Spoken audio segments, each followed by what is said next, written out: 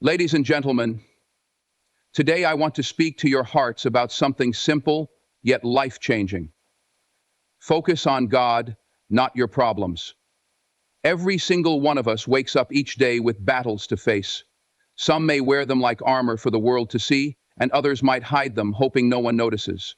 But let me tell you this, you don't need to carry that weight alone. The battle isn't just yours, it's God's too. See, when you fix your eyes on your problems, they start looking bigger and heavier. They drain you, distract you, and make you forget who you are and whose you are. But when you focus on God, you start to remember. You remember that you're chosen, protected, and guided. You have to believe in this. God has already made a way. He never promised a life without storms, but He did promise to walk with us through every one of them. Think about that for a moment. The creator of the universe, the one who hung the stars, calmed the seas, and raised the dead, has His eyes on you. He sees what you're going through. He's already working on your behalf. Here's where the shift happens. Instead of saying, God, look how big my problems are, try saying, problems, look how big my God is. That's not just faith talking, it's action. You're standing on His promises. Sometimes life feels unfair. Sometimes the weight of it all makes us want to give up. But don't lose heart. There's purpose in your pain. You're being prepared for something greater. God didn't bring you this far to leave you. Trust Him, His timing, His plan, and His power. But we can't stop at trust. We've got to act. Pray without ceasing. Surround yourself with people who lift you closer to Him. Meditate on His word. When worry knocks, answer it with worship. Let me leave you with this. Problems don't define you. God's grace does. Shift your focus, and you'll see that peace isn't the absence of problems. It's the presence of God in your life. Don't let the storm shake you, because when you're anchored in Him, you can't sink. Thank you, and may God bless you. Focus on Him, and let Him handle the rest. Let's start with something that seems simple but holds immense power: gratitude. We often overlook it, dismissing it as just a fleeting thought or a polite habit. But gratitude isn't just a reaction to receiving something good. It's an attitude, a foundation, and the gateway to peace, joy, and connection with God. It's the first step in turning your focus away from your problems and setting it firmly on Him. Now I want you to imagine the first moments of your day. Before your feet even touch the floor, what's the first thing you think about? For most of us, it's our to-do list, our worries, or the problems that seem to demand solutions immediately. It's the weight of deadlines, the sting of unresolved pain, or the constant stream of comparison to others.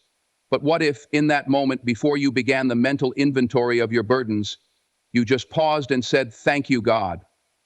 It's not for solving anything, not because everything feels perfect, but simply for the breath in your lungs and the gift of another day. Gratitude, my friends, is the act of recognizing God's fingerprints on your life, even when things don't look the way you wanted them to. It shifts your attention from lack to abundance, from chaos to clarity. When you open your eyes in the morning and choose gratitude, you're declaring that your focus is on what God has already done, rather than what you feel is missing. It's a practice that doesn't eliminate problems, but it shrinks them in the light of God's goodness. Let me tell you something about gratitude. It isn't passive. It's a choice. And sometimes it's a hard one. There will be days when you won't feel like thanking God for anything. Days when the storm seems unrelenting, when the losses pile up, when disappointment shadows everything in front of you. On those days, gratitude isn't natural, it's intentional.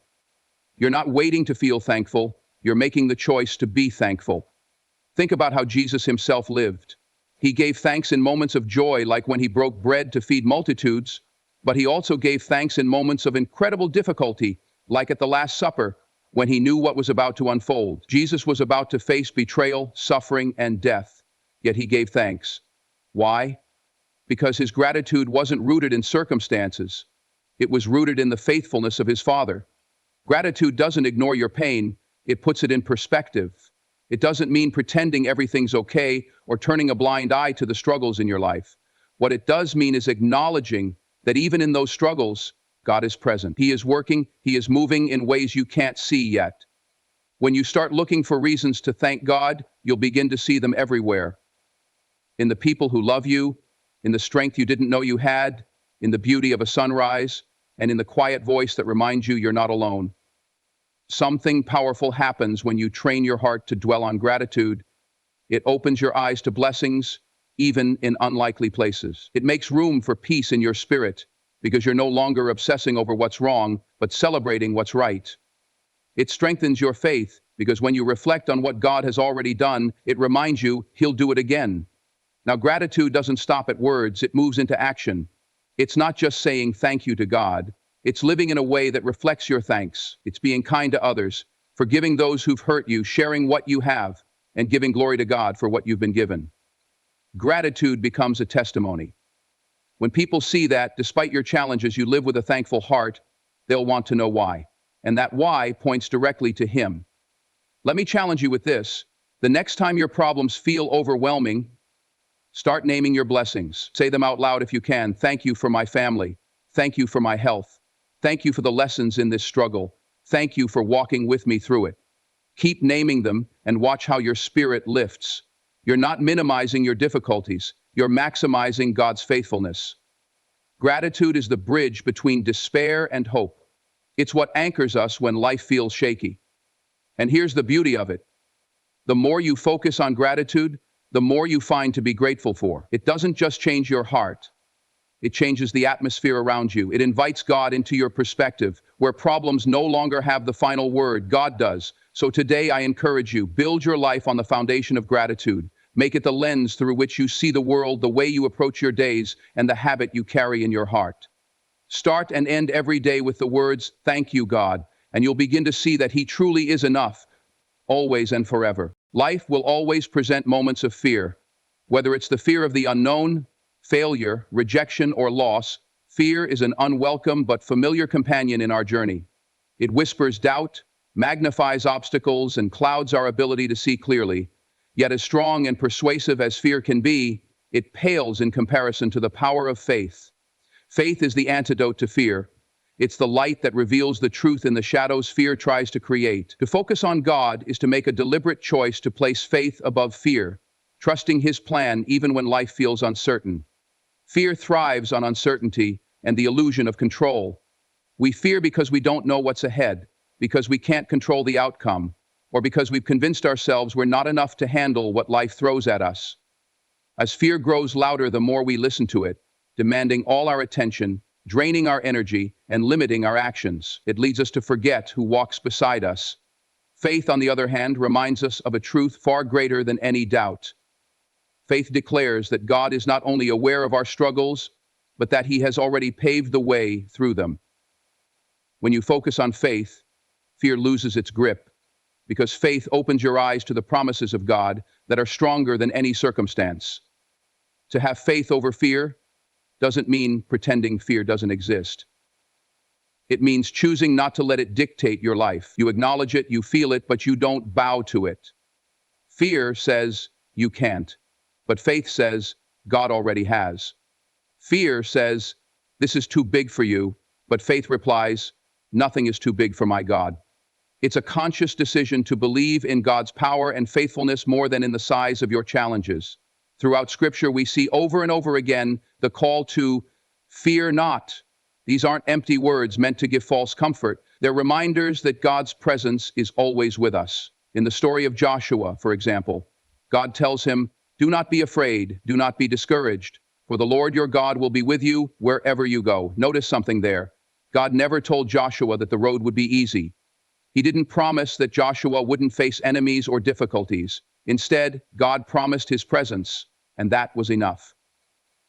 Here is the piece of high music that our prayer awakens us to. The same promise applies to us today. God hasn't guaranteed a life free of problems, but He has guaranteed that we will never face those problems alone. Faith in God invites us to release the need to control every detail. The truth is, control is an illusion. None of us knows what tomorrow holds. What we do know, however, is that God does.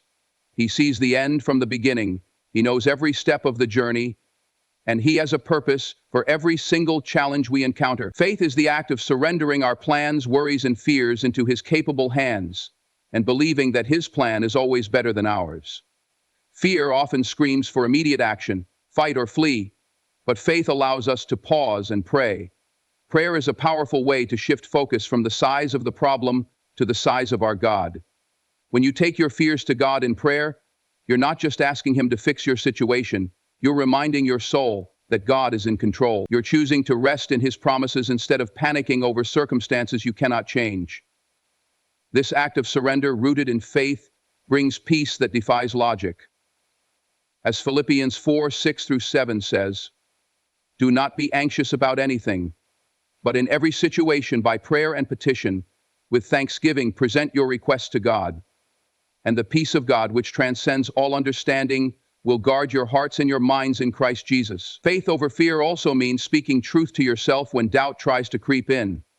When fear says, "You're alone," faith answers, "God will never leave or forsake me."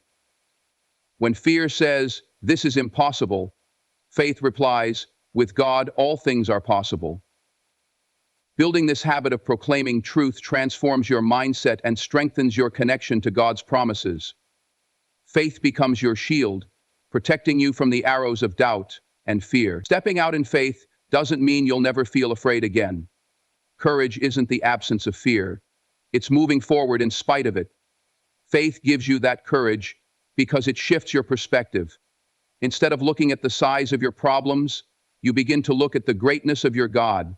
Instead of fearing failure, you trust that God uses even our missteps to guide us to His purpose. Instead of being paralyzed by uncertainty, you take confident steps forward, knowing that God's plan is unfolding even when you don't understand it.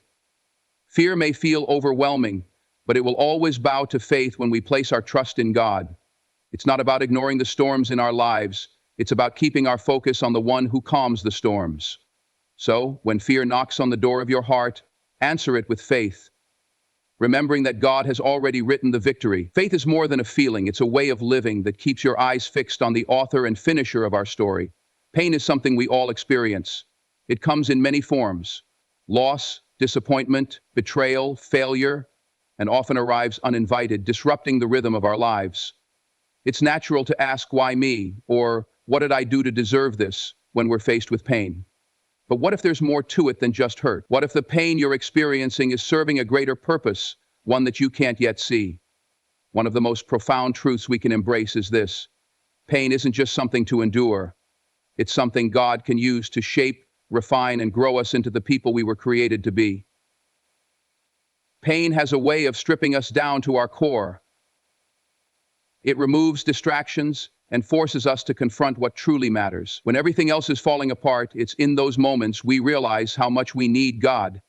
Pain reminds us that we are not self-sufficient, that we don't have all the answers, and that our strength will eventually run out. It brings us back to the foot of the cross, to a place of surrender where we stop trying to fix everything ourselves and allow God to do His transformative work within us. Think about the times when you felt broken or lost. Maybe it was the end of a relationship, the loss of a job, or an overwhelming sense of failure. In those moments, it feels like the world has turned its back on you, and you wonder if you'll ever find your way again. But now, looking back, can you see how those seasons of pain shaped you?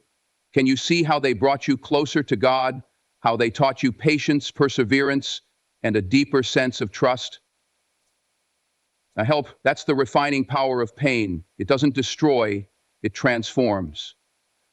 God often uses pain as a tool to prepare us for greater things. Just as a diamond is formed under immense pressure and gold is refined in fire, our faith and character are strengthened through adversity. It's not an easy process, and it often doesn't make sense in the moment. But God is the master craftsman, and He never wastes a moment of our suffering. What we see as a setback, He sees as a setup for something greater. What we see as loss, He sees as preparation. Our pain becomes the stage for His glory to be revealed.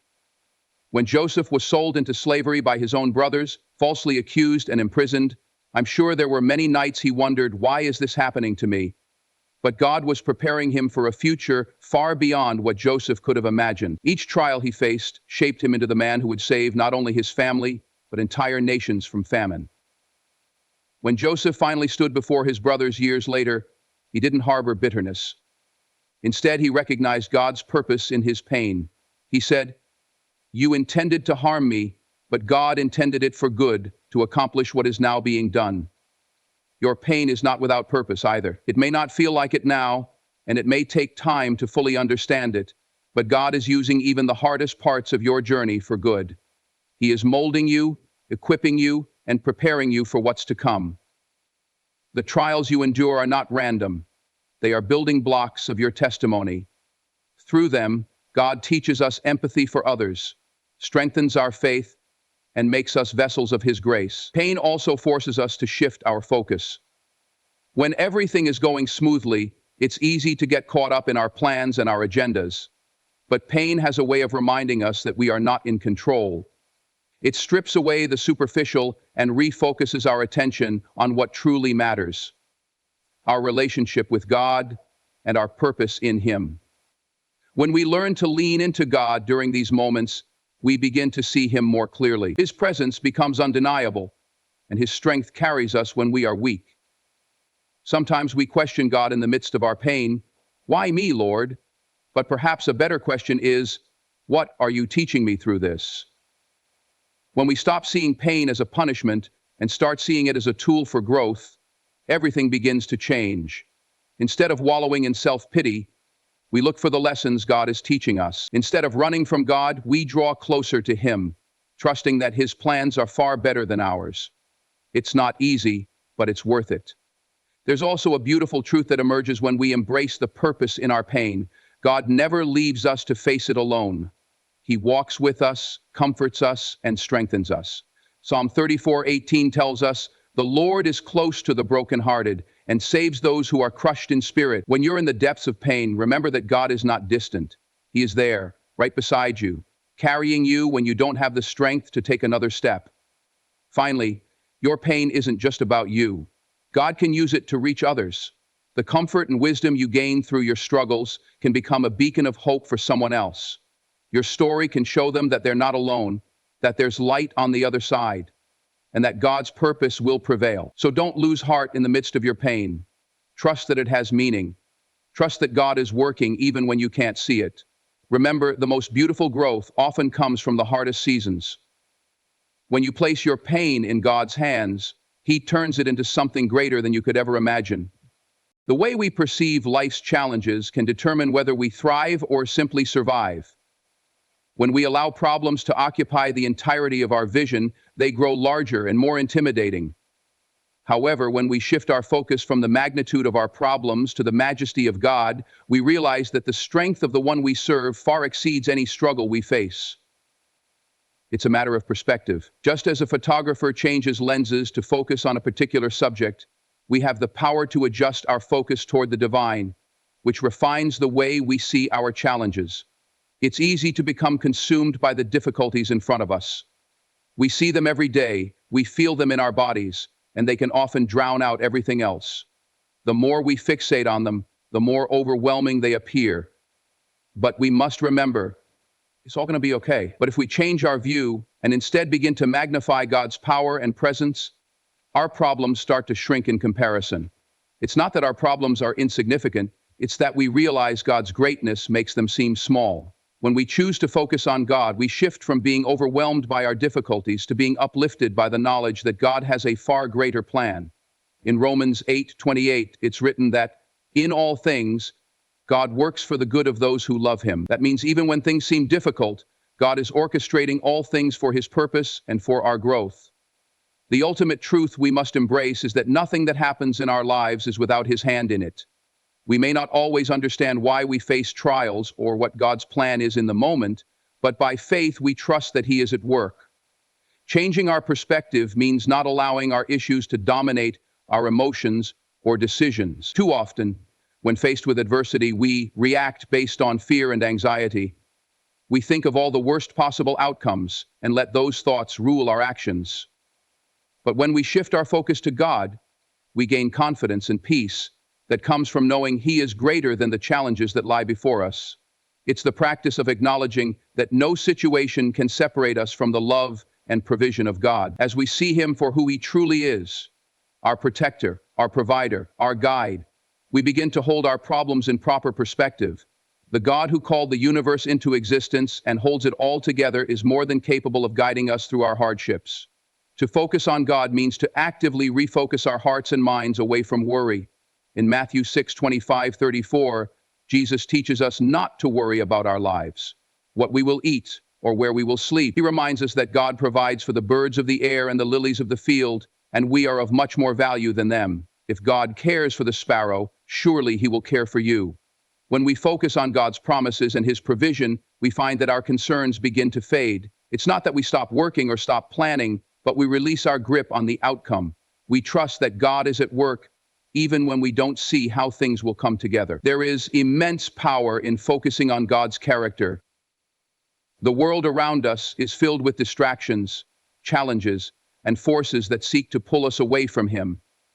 But the more we meditate on his word, dwell on his promises, and reflect on his goodness, the more our faith grows and our focus sharpens.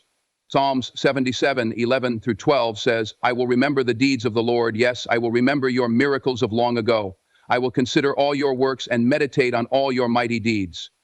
When we remember what God has already done, when we recall how he's answered prayers, how he's pulled us through tough times, and how he's shown his faithfulness, we build a strong foundation for trusting that he will continue to provide. Our focus moves from our problems to his power, and in doing so, our strength in the present is renewed. Our perspective also changes when we begin to see life through the lens of purpose. When we're fixated on our problems, we lose sight of the fact that they may have been allowed to develop for a greater reason. Life is not random, nor are we victims of chance. Everything that happens in our lives is purposeful, and God can use both the good and the bad to shape us for his greater purposes. Life's difficulties provide opportunities to grow in character, faith, and strength. They teach us perseverance and bring us closer to a deeper understanding of God's sovereignty. So, rather than seeing your challenges as obstacles, see them as opportunities for spiritual growth, knowing that God is working through them to prepare you for the next season of your life. The Apostle James encourages us in James 1:02-04 to consider it pure joy when we face trials of many kinds, because the testing of our faith produces perseverance, and perseverance, when it finishes its work, leads to maturity and completeness. Challenges aren't to be feared but welcomed as tools to help us mature in our faith.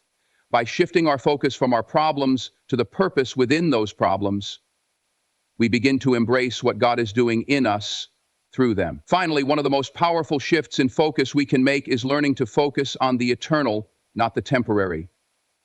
The troubles of this life can feel overwhelming because they seem so immediate. It feels as though everything depends on how we react right now.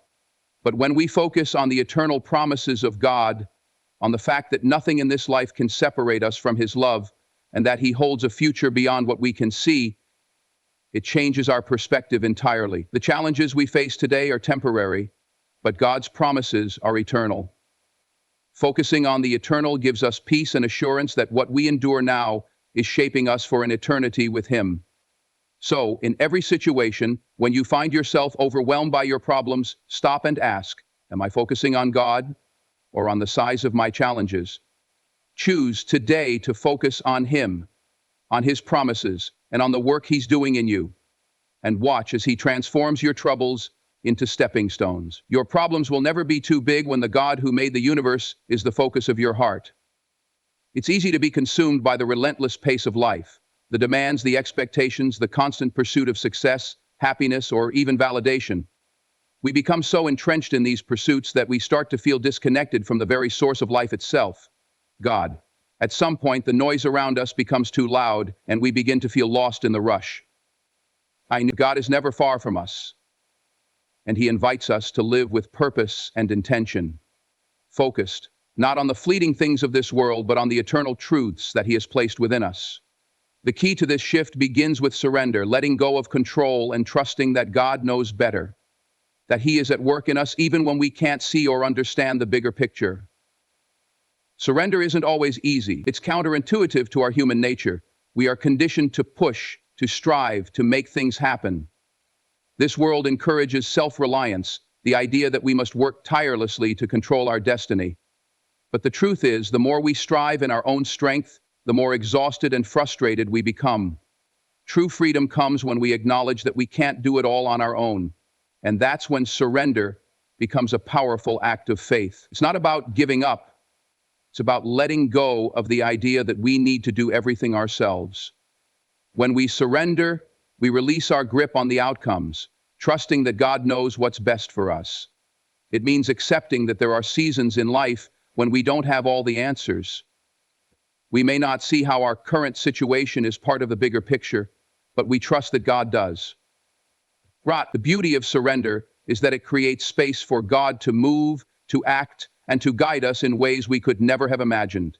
One of the most profound moments of surrender in the Bible is when Jesus, on the night before his crucifixion, prayed, "Father, if you are willing, take this cup from me, yet not my will, but yours be done." Jesus, fully aware of the pain and suffering that awaited him, demonstrated surrender not as an escape from hardship, but as an act of obedience and trust in his Father's will.